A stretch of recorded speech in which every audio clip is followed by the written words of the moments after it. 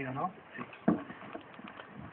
Bueno, primero agradecer la invitación a los compañeros acá del PIP y de la Casa Cultural Jugando un Sueño, se llama, ¿no? La Casa del Teatro. La Casa del Teatro, perdón. Y no es casual que estemos acá, porque lugares como estos eran los primeros que se cerraban cuando la noche del 24 de marzo caía sobre la Argentina. Entonces, uno de los primeros lugares a donde los fueron a apuntar fue la cultura. Los que no conocen mi historia, yo soy hijo de desaparecidos, mi mamá y mi papá están desaparecidos, ellos estudiaron en La Plata, mi mamá estuvo en la ESMA, mi papá también. Yo me crié con mi abuela, que es mi abuela materna acá, bueno, transité todo mi colegio primario y secundario acá, estudié en Córdoba y hace 5 años que soy funcionario nacional acompañando a Néstor Kirchner en su momento y a Cristina ahora. Y mi llegada al gobierno nacional tiene que ver con eso, por eso me parece que todo tiene que ver con todo y el desencadenante fue el acto de recuperación de la ESMA del 24 de marzo del 2004, cuando Néstor Kirchner fue el primer presidente que pide perdón como jefe del Estado Nacional por tantos años de olvido. Ya había pasado esa imagen simbólica de la bajada del cuadro de Videla en el colegio militar, en el cual él le ordena al entonces jefe del ejército que baje el cuadro que el colegio mismo se había negado a bajar. Y ahí es cuando se dispara la batalla cultural por lo que pasó en esa época y por lo que pasó en Argentina. Me parece que estamos en un momento de batalla cultural contra la historia establecida, estamos en un momento en el que se viene una batalla muy fuerte este año para poder consolidar los logros que hemos obtenido en materia de derechos humanos, en materia de igualdad de derechos, en materia de inclusión previsional, inclusión social, que son los derechos humanos del presente. Me parece que cuando nos acusan de que solamente miramos el pasado, este gobierno no solo se dedicó a revisar el pasado, enjuiciar y perseguir a los genocidas, sino también a reparar los derechos humanos del presente. El derecho al trabajo, el derecho a la salud, el derecho a la educación, el derecho a la inclusión social, y el derecho a la igualdad de derechos de las minorías y a la libertad de expresión y a la democratización de la palabra. Y en esta batalla cultural creo que se juega el destino de la Argentina, se juega el destino del país. Solo hubo 2 momentos en los cuales la batalla cultural se vio muy fuerte en la historia nacional. Una fue en esa generación del 80 que pudo imponer a sangre y a fuego una visión de país, un modelo de país, que nos guste o no, fue predominante culturalmente. Y esa generación del 80 casualmente era la que monopolizaba los medios de comunicación a través de Bartolomé Mitre, que era el dueño de la nación. Al mismo tiempo era el presidente de la nación y fue aquel que escribió la historia argentina que todos estudiamos hasta hace muy poco.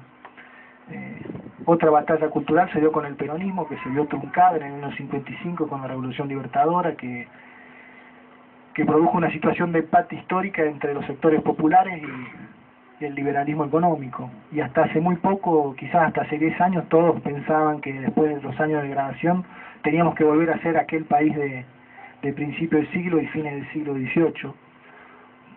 Con lo cual la dominación cultural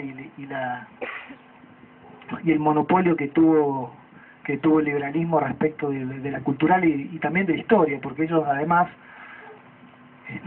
supieron construir la historia. Al construir la historia pudieron dominar todo el siglo XX en materia económica, en materia política y en materia social.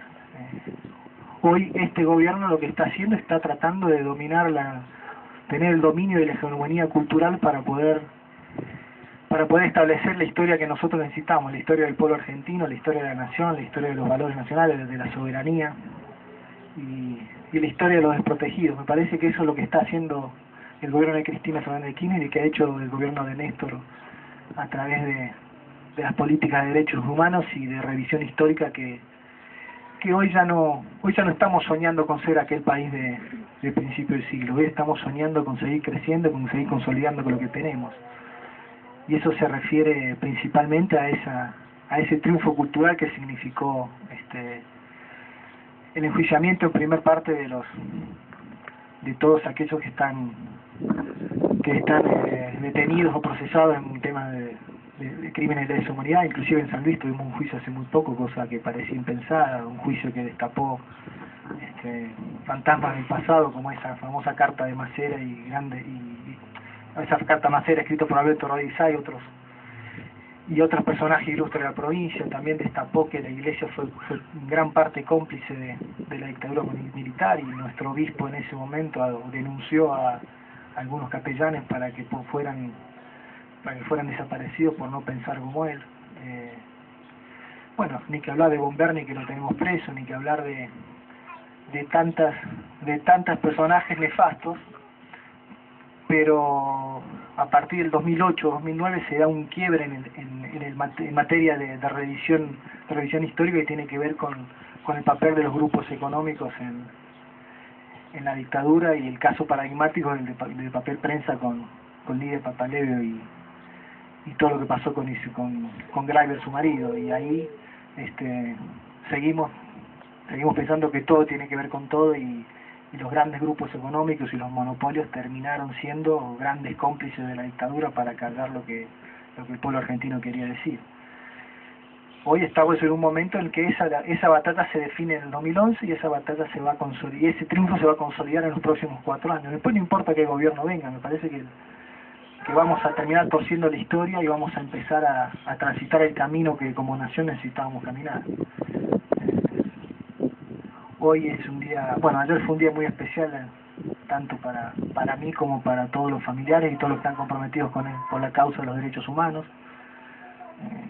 Hablábamos con mi tío fue Enrique Ponce, no sé si lo conocen, fue abogado de las víctimas querellantes de la dictadura en San Luis, y está muy ilusionado que se pueda seguir juzgando al resto de los responsables por los restos de los casos que quedan pendientes. Y eso era algo que nunca hubiésemos pensado que se podía dar en San Luis, una de las provincias más conservadoras y una de las provincias en las cuales los derechos humanos no tienen cabida para la agenda del gobierno provincial. Debe haber sido el único gobierno provincial que ni siquiera tuvo una manifestación pública respecto de la fecha. Lo único que hubo fue batucada y coche de carrera, lo cual habla a las claras de que la manifestación ya la hicieron en 1978 cuando escribieron la carta Macera,